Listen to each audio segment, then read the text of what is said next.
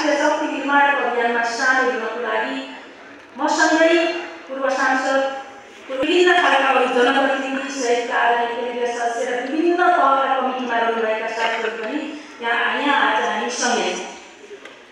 आज मैले उभिँदै गर्दा तपाईँ सबै मान्छेहरूका लागि थुप्रै जिज्ञासा छ। यो जिज्ञासा निश्चित प्रकारको छ। एउटा कुरा त म आजको भर्चुअल प्लेटफर्ममा भएका मेरा विगतका रियालिटीलाई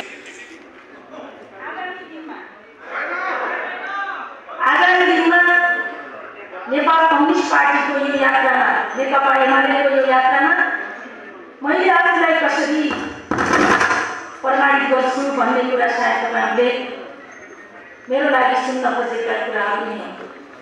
इतिहासमा जे भएको थियो, जुन त्यो ठिक हो या बेठी, त्यो कालखण्डमा भएका चिजहरू त्यो बेला मेरो लागि ठिक लागेको थियो।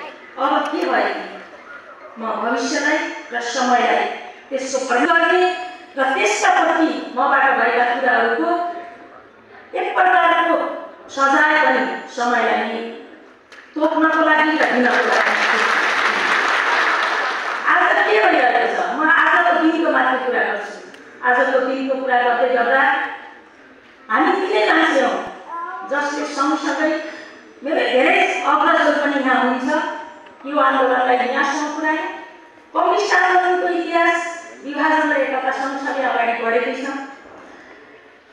खास गरी नेकपा एमाले कम्युनिस्ट आन्दोलनको 2006 सालदेखिको कम्युनिस्ट आन्दोलनको मूल प्रवाह हो भन्ने कुरामा कुनै शङ्का छैन।